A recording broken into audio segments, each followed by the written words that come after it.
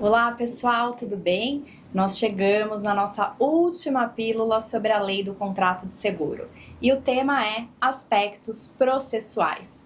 Curioso esse tema porque a lei é uma lei de direito material, ou seja, a lei trata do contrato de seguro e revoga dispositivos do Código Civil. Apesar disso, ela interfere e muito na legislação processual civil, nosso famoso CPC, Código de Processo Civil, e também tem uma forte interferência em arbitragem. Então vamos ver quais são então essas interferências em relação aos aspectos processuais. Bom, o primeiro deles é o que a lei chama do foro competente para as ações relacionadas a seguro. A lei tem ali um dispositivo dizendo que o foro competente para as ações de seguro é o foro do domicílio do segurado ou do domicílio do beneficiário, salvo se eles ajuizarem a ação optando por qualquer domicílio da seguradora ou do agente dela.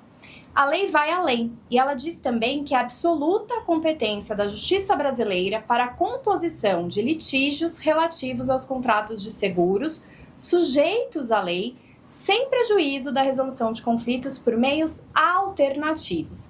Então, o que significa?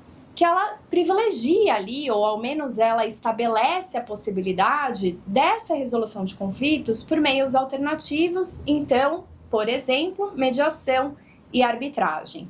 Porém, em vez dela parar por ali e deixar, então, que a legislação própria de arbitragem e de mediação regessem, portanto, o tema, ela vem com uma interferência e acaba criando um dispositivo específico dizendo como vai ser, então, essa resolução de litígios por meios alternativos. Então, diz a lei que nos contratos de seguros sujeitos à lei do contrato de seguro, pode ser pactuado mediante um instrumento assinado pelas partes, resolução de litígios por meios alternativos. E essa resolução de litígios por meios alternativos deve ser feita necessariamente no país e deve ser submetida às regras de direito brasileiro, inclusive quando for prevista a arbitragem.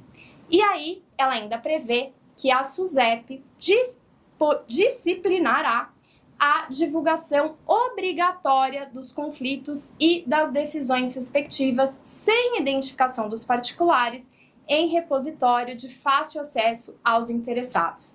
E aí surgem algumas questões, porque se pergunta em que medida a confidencialidade dessa resolução de conflitos vai ser de fato preservada, porque nós sabemos que quando existe um grande sinistro, um sinistro midiático, é natural que todo mundo vá lá e fale, ou que saiba pelo menos quem é a seguradora responsável.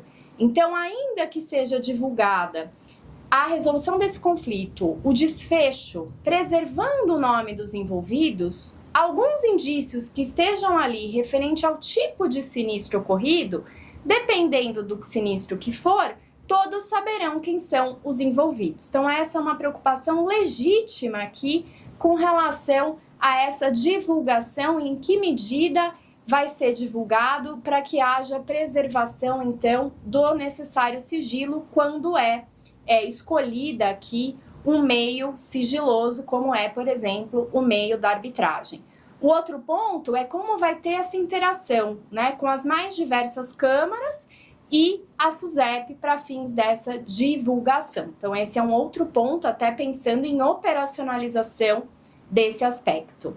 A lei, ela é muito criticada pela forte influência na arbitragem, porque ela prevê que a seguradora, a resseguradora e a retrocessionária para as ações e também para as arbitragens promovidas entre si, em que sejam discutidos conflitos que possam interferir diretamente nos contratos de seguros sujeitos à lei, respondem no foro do domicílio no Brasil. Ou seja, tem aqui uma interferência enorme na legislação da arbitragem, e ela trata de players que estão muitas vezes no exterior, né? Então, tem aqui no Brasil empresas que operam registradas no país, mas que nós sabemos são empresas estrangeiras. Então, quando a gente fala de um ressegurador admitido, que tem um escritório de representação que pode, inclusive, ser uma empresa terceirizada, e quando a gente fala de um ressegurador eventual, que tem até um representante legal, apenas um paralegal, ou seja, não tem uma empresa constituída no país. Então, são empresas estrangeiras,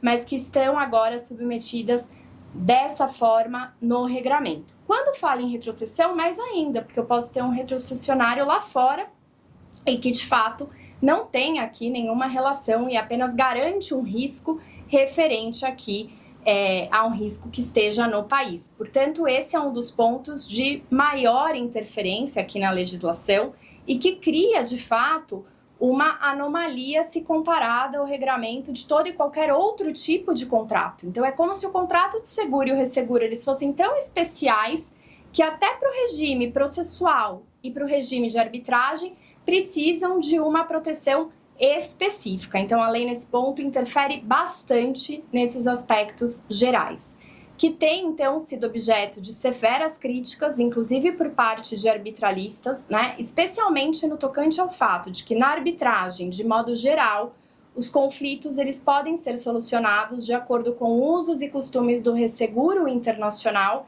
e a previsão da utilização exclusiva da lei brasileira para esses conflitos afasta o Brasil de práticas internacionais, para além do fato, obviamente, que vai uma contradição com relação à própria lei de arbitragem que está vigente e funcionando muito bem no país para tantos outros tipos de contratos.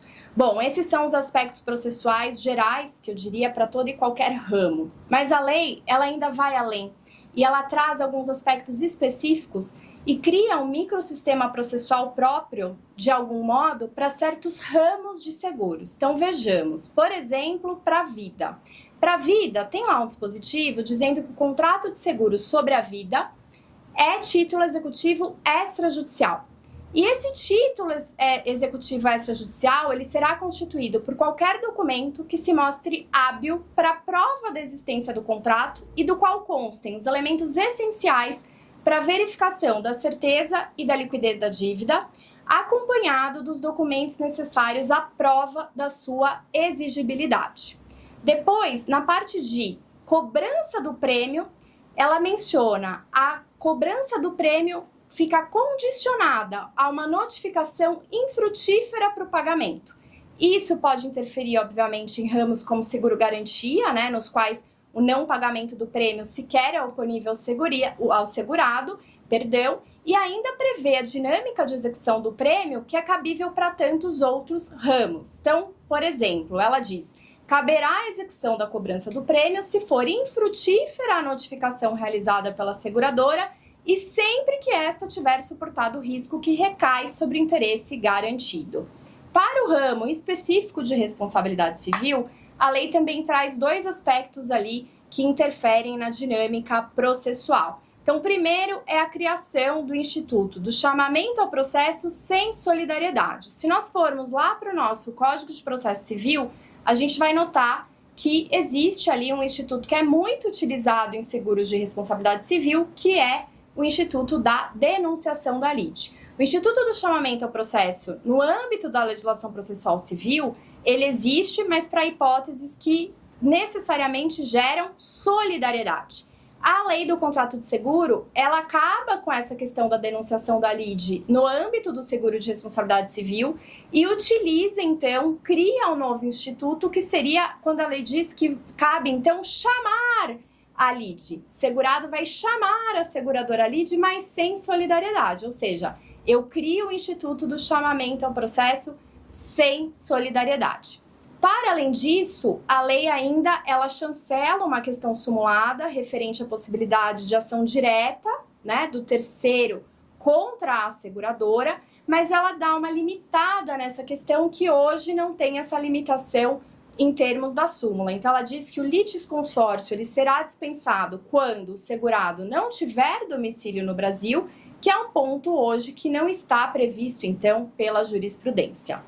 E, finalizando, com relação ao cosseguro, na seção específica que trata desse tema, existem ali diversas disposições que também remetem a questões processuais civis. Então, por exemplo, a cosseguradora líder administra o cosseguro, representando as demais na formação e na execução do contrato e a substitui ativa ou passivamente, tanto nas arbitragens como nos processos judiciais, diz a lei. Ainda, quando a ação for proposta apenas contra a seguradora líder no âmbito do cosseguro, esta deverá, no prazo de sua resposta, comunicar a existência do cosseguro e promover a notificação judicial ou extrajudicial das cosseguradoras. A lei ainda continua com um extenso ali arcabouço referente aos efeitos da sentença. Então ela diz: a sentença proferida contra a líder fará coisa julgada com relação às demais que serão executadas nos mesmos autos. Ou seja, eu estou dizendo que as outras cosseguradoras que não fazem parte da ação, com relação a elas, também haverá coisa julgada por força do cosseguro. Então, é uma dinâmica diferente da dinâmica processual civil prevista hoje no CPC, criada por uma lei cuja essência é de direito material. Portanto, temos ali muitas novidades sob a ótica processual e de arbitragem em seguros e resseguros. Bom, com isso, nós chegamos ao fim das nossas pílulas. E eu gostaria muito de agradecer imensamente por vocês terem acompanhado as nossas 10 pílulas sobre a lei que nasceram ali, né, de uma paixão pelo tema, por seguros, por essa lei, por esse marco histórico que todos nós estamos aqui vivendo. Espero que vocês tenham de fato gostado, que estejam acompanhando. Essas pílulas eram para ser até um pouco mais curtas, mas a lei é muito extensa, são 134 artigos, então algumas acabaram ficando ali com um tempinho um pouco maior, mas agradeço demais a audiência e queria dizer então que nós seguiremos com a produção de diversos materiais no decorrer do ano, com uma forte interação sobre o tema. Nós estamos sempre à disposição para auxiliar no que for possível, para debater, né? Enfim, para discutir esse novo momento do contrato de seguro. E vale lembrar que a própria lei, no seu artigo 128, diz que a SUSEP, né, e ela menciona a SUSEP como autoridade fiscalizadora, poderá expedir atos normativos que não contrariem a lei, atuando para a proteção dos interesses dos segurados e dos beneficiários. Isso significa que vai ser um ano de intensa produção normativa e que, mais do que nunca, todos nós, operadores de direito, precisamos caminhar juntos na busca da melhor interpretação, tanto doutrinária como jurisprudencial, refletindo e apoiando os pontos necessários para o processo de regulamentação, de interpretação dessa legislação, para que não haja nenhum tipo de retrocesso, de forma que o setor de seguros e resseguros, tão relevante para esse país, possa sim continuar em constante crescimento. Contem conosco, um grande abraço e até as nossas próximas iniciativas. Muito obrigada!